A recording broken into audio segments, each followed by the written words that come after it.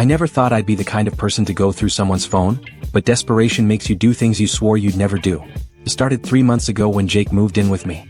We'd been together for almost 2 years and everything felt perfect. Or at least I thought it did. He was the kind of guy who remembered your coffee order and left little notes in your lunch bag. The kind who'd drive 20 minutes out of his way just to pick up your favorite takeout when you'd had a bad day. I'd never felt so secure in a relationship before. Maybe that's why the small changes hit me so hard.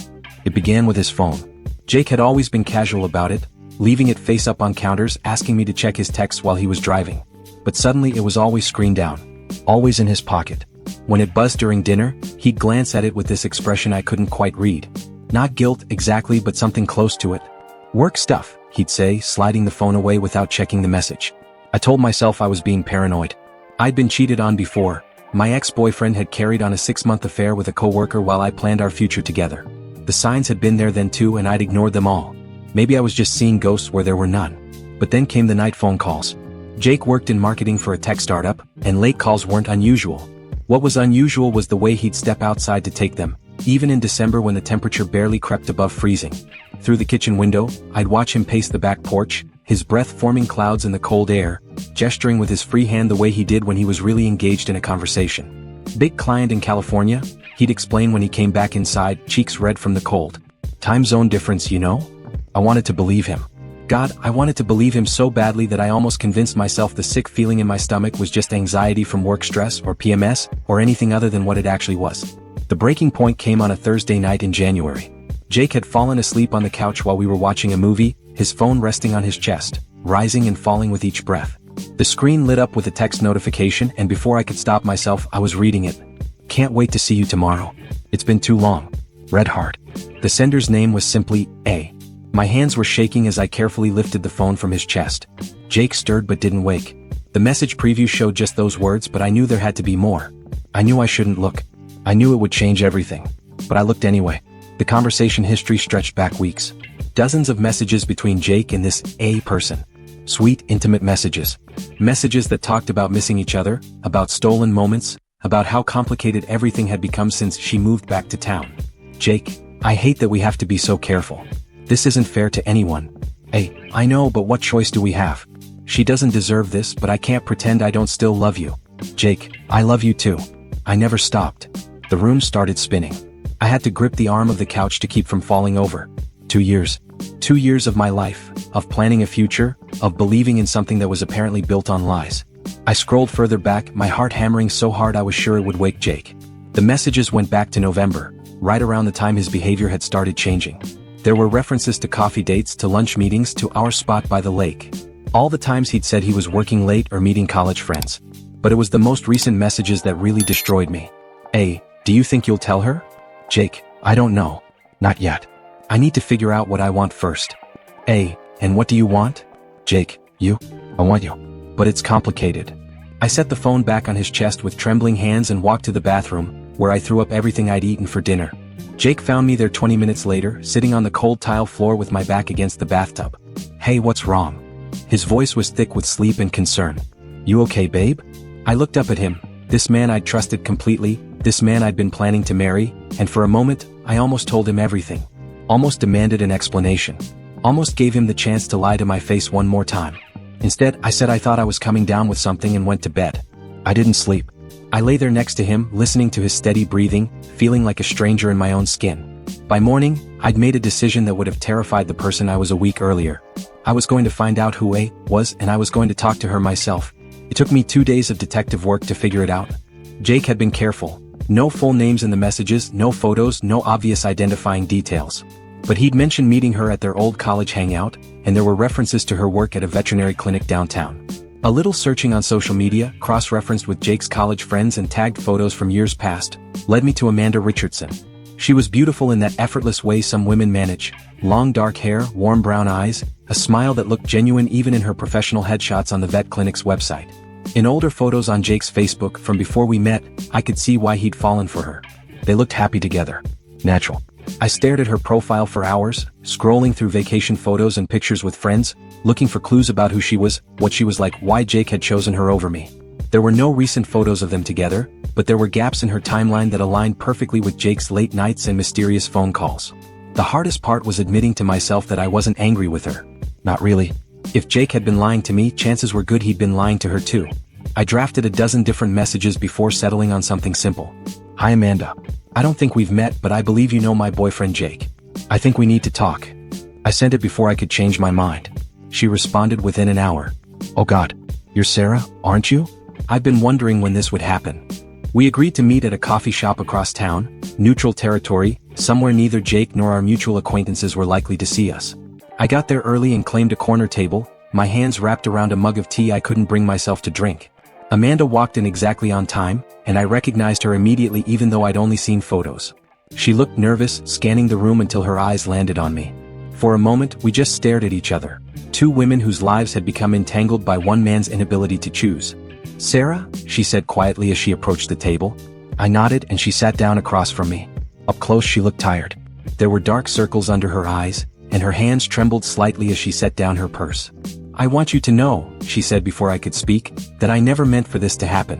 When I moved back to town, I wasn't looking to reconnect with Jake. It just happened. How long? I asked. My voice came out steadier than I felt. Since November. But Sarah, you have to understand. I saw the messages, I interrupted. I know you've been seeing each other. Amanda's face crumpled, and for a moment I thought she might cry. I'm so sorry. I know that doesn't mean anything, but I am. I've been trying to get him to tell you for weeks. Have you? I couldn't keep the skepticism out of my voice. Yes. She leaned forward, her eyes intense. I told him that what we were doing wasn't fair to any of us, especially you. You didn't deserve to be lied to. I studied her face, looking for signs of deception, but all I saw was genuine remorse. Tell me the truth, I said. All of it. And she did. Amanda had been Jake's girlfriend for 3 years in college. They'd broken up when she got into veterinary school in another state, both of them agreeing that long distance was too hard. She'd always wondered what might have been, but she'd moved on, built a life elsewhere, even got engaged to someone else. But the engagement had ended badly 6 months ago, and when a job opportunity brought her back to our city, she'd reached out to Jake. Just as friends, she insisted. Just to catch up. But seeing him again. She shook her head. All those old feelings came rushing back. And I could tell he felt it too, even though he told me about you right away. They'd started meeting for coffee, then lunch, then long walks by the lake where they used to go as students. It was an emotional affair that had recently turned physical. Last week, she said quietly. It was just once, but I felt something break inside my chest, but I kept my expression neutral. Does he love you? He says he does. But Sarah, he loves you too. He's torn apart by this. He doesn't know what to do. If you're still here, hit subscribe, because this next part changes everything. And what do you want? I asked, echoing the question she'd posed to Jake in their messages. Amanda was quiet for a long moment, staring into her coffee cup. When she looked up, her eyes were bright with unshed tears. I want him to be happy, she said. Even if that means it's not with me. That's not what I asked. She took a shaky breath. I love him. I probably never stopped loving him. But I also know that loving someone sometimes means letting them go. We sat in silence for several minutes, both lost in our own thoughts. Around us, the coffee shop hummed with normal life. Students studying, friends catching up, couples sharing pastries. Everyone going about their day, unaware that my world was quietly falling apart at a corner table. There's something else, Amanda said finally. Something I think you should know. My stomach dropped. What? Jake doesn't know that I know about this, but I saw something last week when I was at his apartment. She paused, seeming to gather courage. There was a ring box in his bedroom dresser, hidden under some papers. The words hit me like a physical blow. A ring. Jake had bought me a ring. I think he was planning to propose, Amanda continued softly, before I came back. Before everything got complicated. I couldn't speak, couldn't breathe. The room felt like it was tilting on its axis. I need to go, I managed to say, standing up so quickly I nearly knocked over my chair. Sarah, wait. But I was already walking away, pushing through the coffee shop door into the cold January air. I sat in my car for 20 minutes, crying so hard I couldn't see to drive. When I finally made it home, Jake was in the kitchen making dinner. He looked up when I walked in, his face brightening in that way that used to make my heart skip. Hey, perfect timing. I'm trying that new pasta recipe you. He stopped when he saw my expression. What's wrong? I looked at this man I'd loved, this man who'd been planning to propose while carrying on an affair with his ex-girlfriend, and I realized I didn't know him at all. I met Amanda today, I said quietly. The color drained from his face. The wooden spoon he'd been holding clattered to the floor. Sarah, I can explain. Can you? I walked past him to the counter, putting distance between us. Can you explain how you've been telling another woman you love her while living with me? Can you explain how you bought me an engagement ring while sleeping with someone else? He sank into one of the kitchen chairs, his head in his hands. How did you, the ring? She told me about it. She told me everything, Jake. About the coffee dates and the walks by the lake in last week. The silence stretched between us like a chasm.